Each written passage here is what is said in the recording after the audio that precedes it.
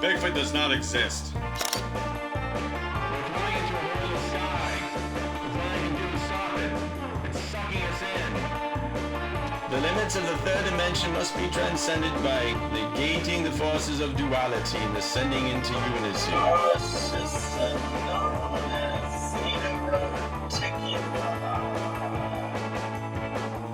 The Creepy and Weird Podcast, brought to you by Hippie Steve.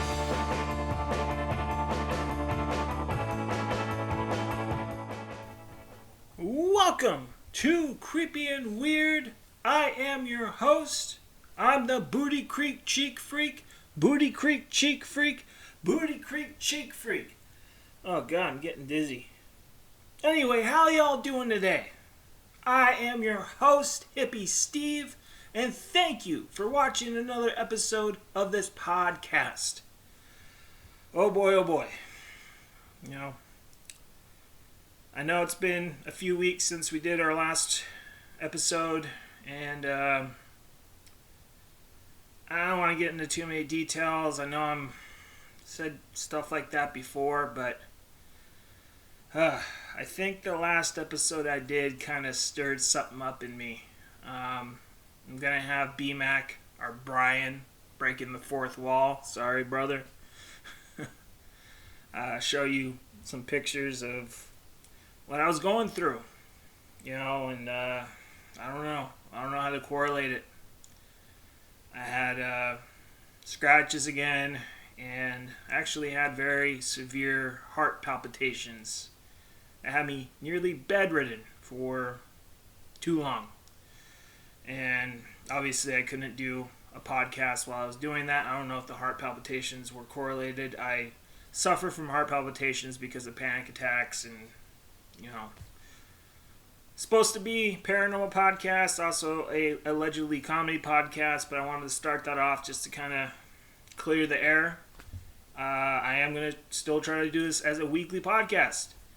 But yeah, So, how the hell are y'all doing? Stuff's just keep chugging along, and people are going crazy about Trump and Musk, and I could give two fucking shits about any of that. You know me, it's just how I am.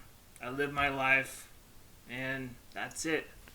So I focus on the paranormal, folks, because my love is paranormal. It's also pro wrestling. So I pay attention to those two things mainly. And the politic thing, that was me 10, 20 years ago. I don't give a shit now. So with that out of the way, all this trials and tribulations I've been going through for the last few weeks has gotten me thinking, about this whole concept of, demonic possession. And episode I've been wanting to do for a long time has been about a person that's been a great influence on me, a guy named Friedrich Nietzsche. And obviously, I'm a big fan of Carl Jung as well. And we're going to go into that. There's a very interesting theory about Friedrich Nietzsche's mental breakdown that Carl Jung has. We're going to go through that, but before we begin on that, of course, I always like, B-Mac, how you doing, man? I know it's been a few weeks, I'm glad you didn't go back to the OnlyFans thing, doing your bear stuff, but, you've been doing good, yeah, you're looking good, you actually might be able to pull off that OnlyFans thing if you want. I don't know. I want you to still be doing this, but it is what it is.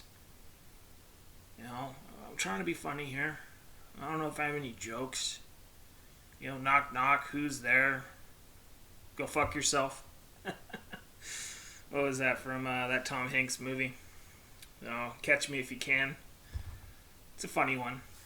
I know Tom Hanks is, some stuff about him that's a little, I'll just, put it that way. So we'll leave it at that. But anyway, I don't want to keep doing these long videos because obviously people have a life. They want to keep watching me doing my thing. So I'm going to try to keep this as short as possible, maybe 20 minutes, 25 minutes. We'll see how this goes.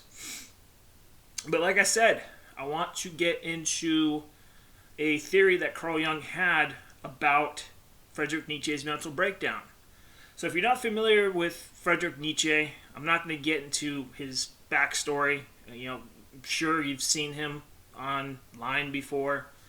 Nihilists like to quote his stuff because they think Friedrich Nietzsche was a nihilist, which he wasn't. But Friedrich Nietzsche has had a great influence on me. He's actually had a great influence on Carl Jung as well. He wasn't a perfect person, or any of us. That's the bottom line. And Friedrich Nietzsche had a mental breakdown in, I believe it was 1889, like January, where he hugged a horse and said, "I understand you," and then had a mental breakdown and was pretty much comatose for the rest of his life. And a lot of people have different theories as far as what happened with that. A lot of people think it was syphilis. And I don't think that's ever been proven that he had that. Something that a lot of people don't know about Friedrich Nietzsche is that his father actually passed away when Friedrich Nietzsche was young from a mysterious brain disease. So he actually might have had something hereditary that happened to him. I don't know. But Carl Jung's theory on Friedrich Nietzsche is just absolutely fascinating, and we're going to get into it. We're going to get into it. I'm going to get into my notes, and let's just embrace this absurd, because this is an absurd topic nonetheless. And yeah.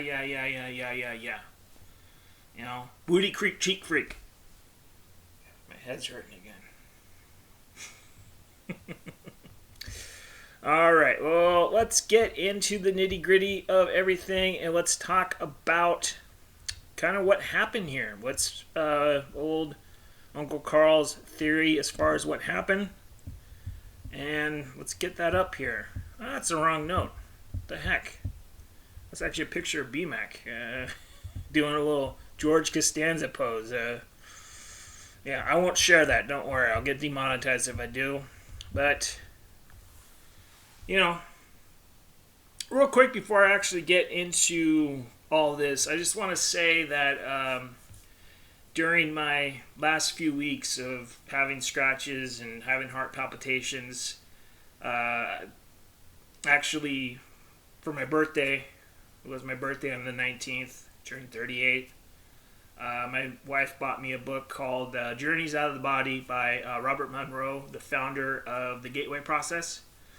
And I was looking into it a little bit, and I don't know if you remember in my last episode, I was talking about my, theory as far as what a demon might be. And I said something along the lines of, I think demons might be some sort of spiritual parasitic entity. That's how it feels. Like I said, when I got this thing out of me in the Gateway Process, I feel like I got a lot of it out of me, but the head, like a tick, was still in there. And I don't know if it's still in there anymore. I haven't had any problems. I've been praying a lot, and I'm doing well. So we'll leave it at that. But anyway, back to Bob Monroe's Journeys Out of the Body. One thing, you talk about synchronicity with Carl Jung. I was reading about Robert Monroe's encounters that he would have when he was having out-of-body experiences. One thing he talked about was parasitic goblins. And when I read that, the hairs on my arms stood up and went, oh my God. I haven't been able to get into the Gateway Process because of everything that's been happening to me, but I'm going to be starting that pretty soon. And when I read that, I just said, my God, this is definitely the path for me. And Parasitic goblins, weird term, but goblins, demons, might be the same thing. So it varies. The jinn, skinwalkers, they're all the same thing, I think. But that's not what this topic is about. We're going to get into, Carl Jung's theory on Nietzsche's mental breakdown. So, really how to start this is something that Nietzsche was very obsessed with. He was really obsessed with Greek mythology. And he really attached himself to a Greek god named Dionysus. And it was just something that he always went to. And, I'm not going to get into who Dionysus is, but that was something that he attached himself to, almost to the point where he felt like he was Dionysus. It's a weird thing, man. Kind of like Philip K. Dick. If you ever look at the backstory of Philip K. Dick, man, he felt like he was different people, living at different times, and, Uncle Freddie had the same thing going on, apparently. And Jung felt that Nietzsche went through something called psychic inflation. So Nietzsche would spend a lot of times high up in I believe the Swiss Alps, writing his books, hiking, being isolated. And, he wasn't around a lot of people, and personally, I prefer isolation myself, but you need to be around people sometimes. If you're not around people all the time, you kind of go, you're doing all this, mental gymnastics. You kind of have this inflated sense of self where it's like, I know better than everybody else. And that was really Nietzsche. He had that complex about him. It was, kind of a fault of his, I guess.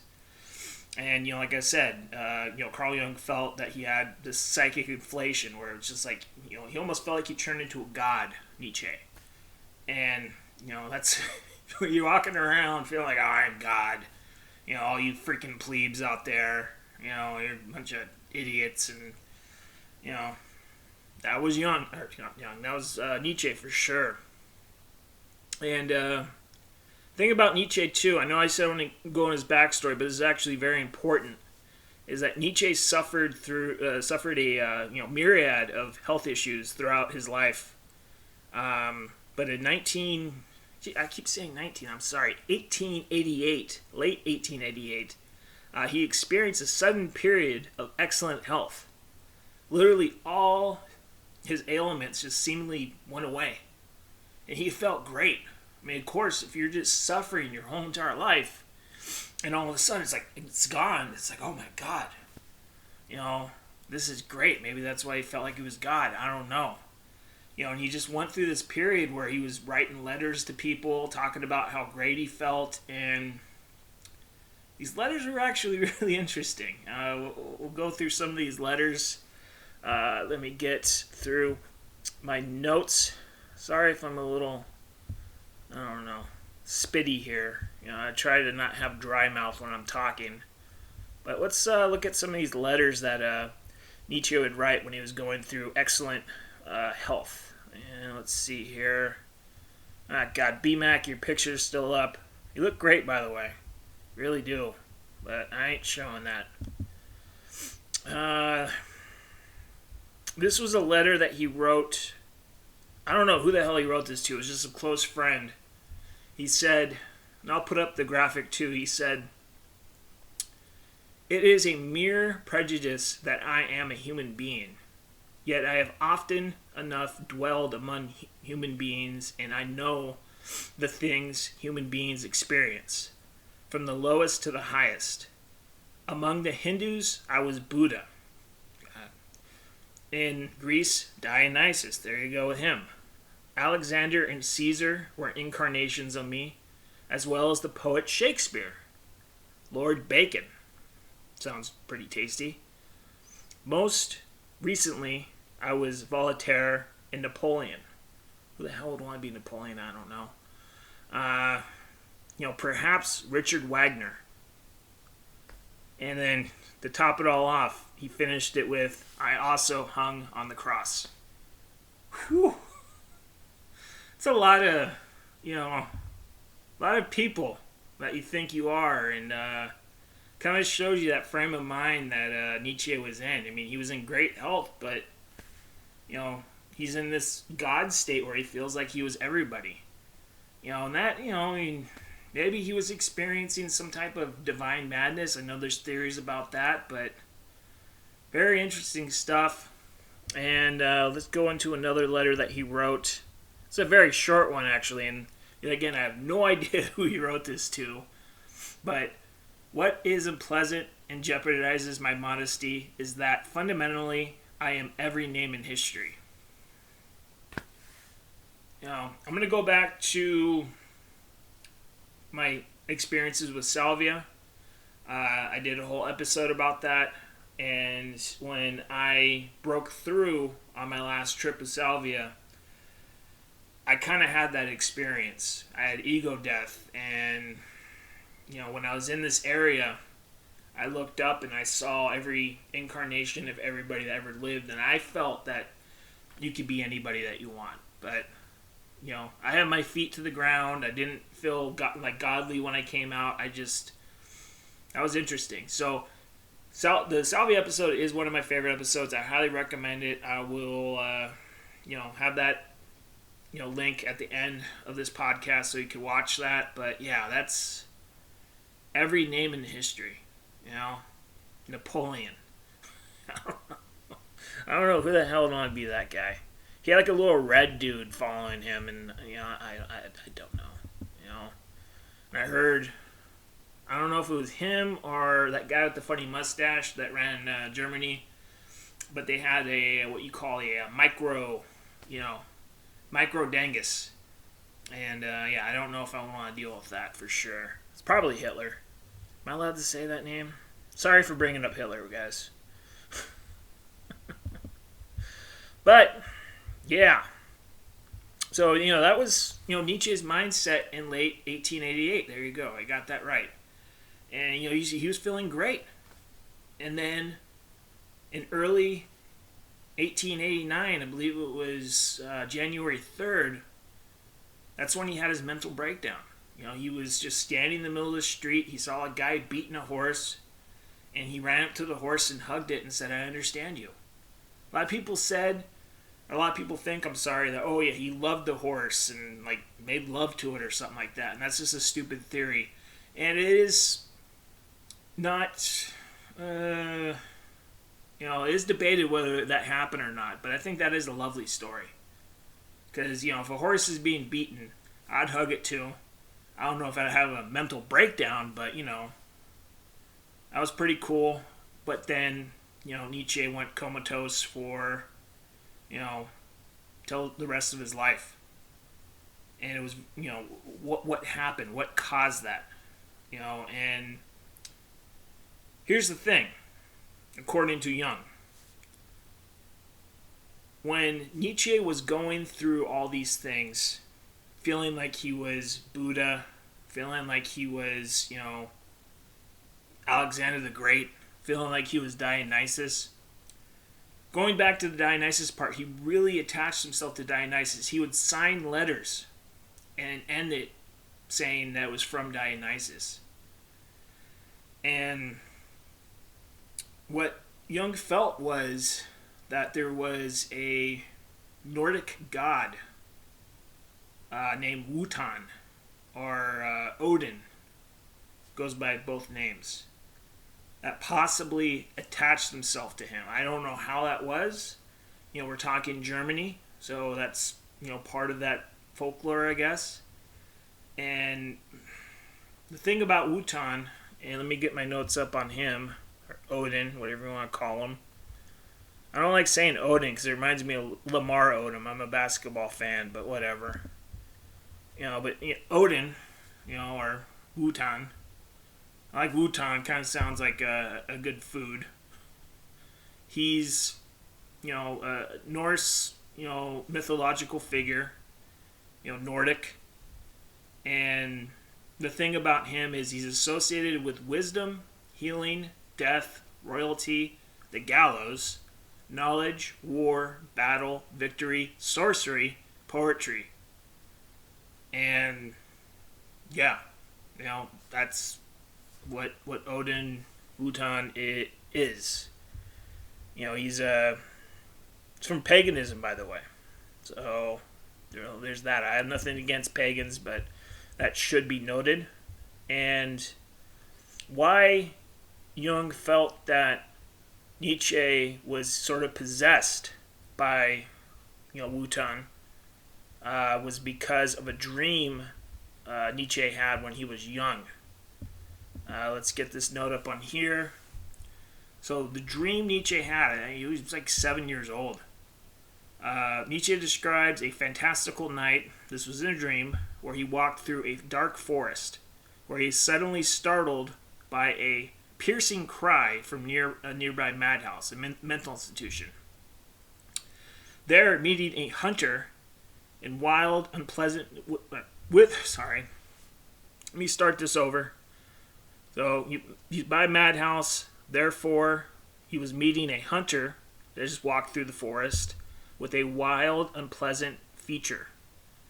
In a valley surrounded by dense undergrowth, the hunter takes a whistle in his mouth as a thunderous bang sound, causing Nietzsche to lose consciousness and later awaking somewhere in his bed, I guess. Sorry, some of the writing on this is kind of weird, but yeah. So Nietzsche had this dream where he met this hunter in the woods, and he had a whistle, and it blew thunder. And thunder, lightning, those are all, archetypes of the Nordic god Wotan, Odin. And so with that, he felt like this god, we'll call him a god at this point. I'm actually going to go one step further and say it's a demon because it's a trickster god. And, to me, tricksters are, in my opinion, demonic.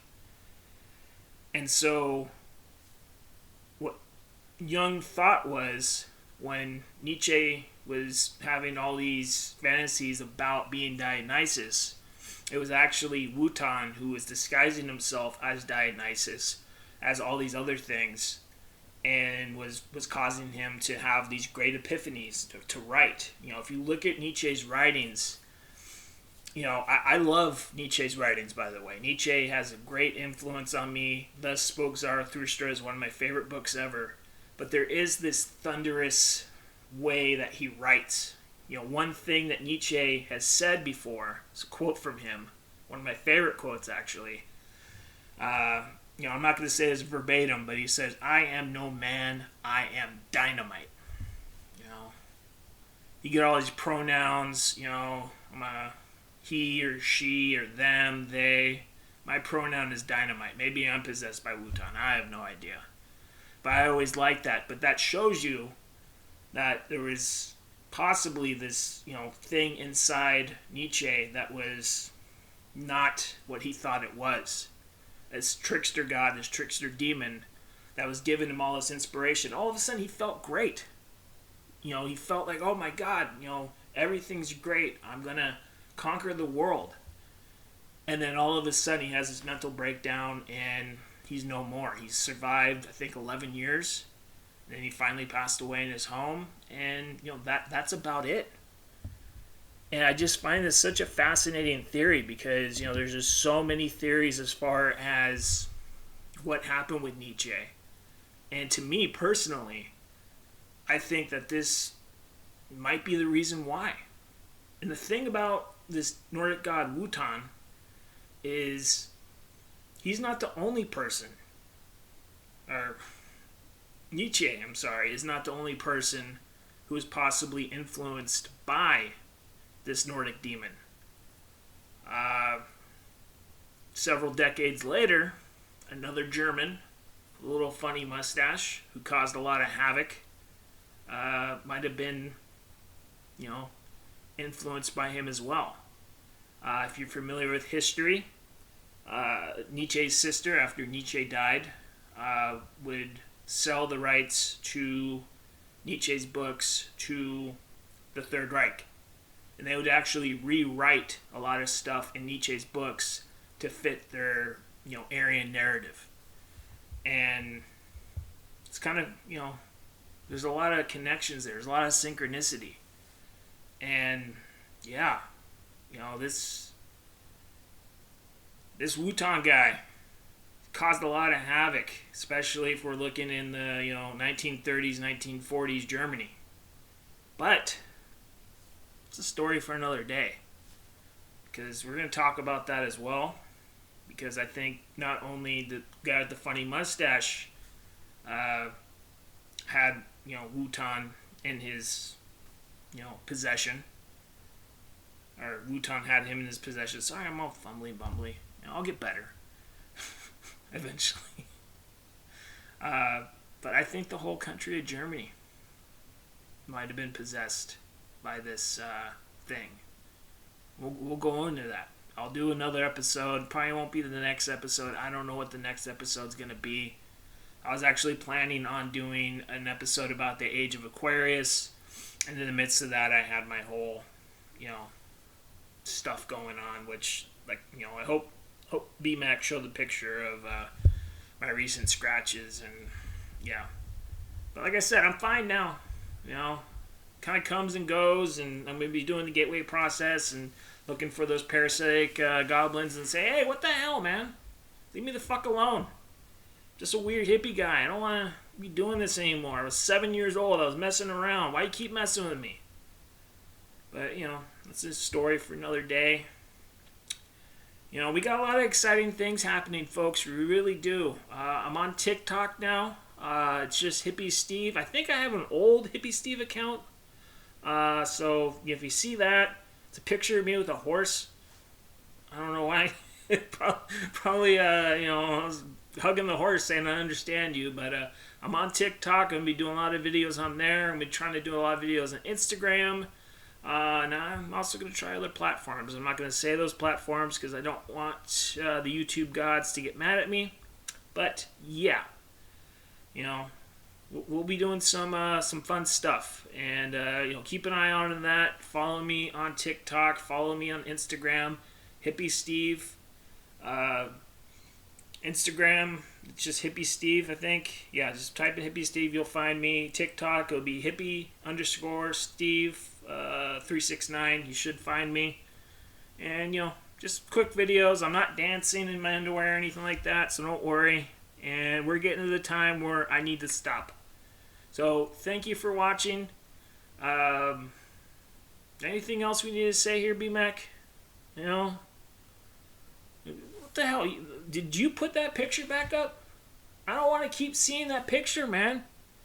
You got nice chest hair and all that, but come on, man. I'm gonna be, making me question my sexuality, dude. I'm dynamite, brother. Anyway. Thank you for watching, folks, and until next time, embrace the absurd and free your mind, and your ass will follow. Thank you for watching, and we'll see you next time.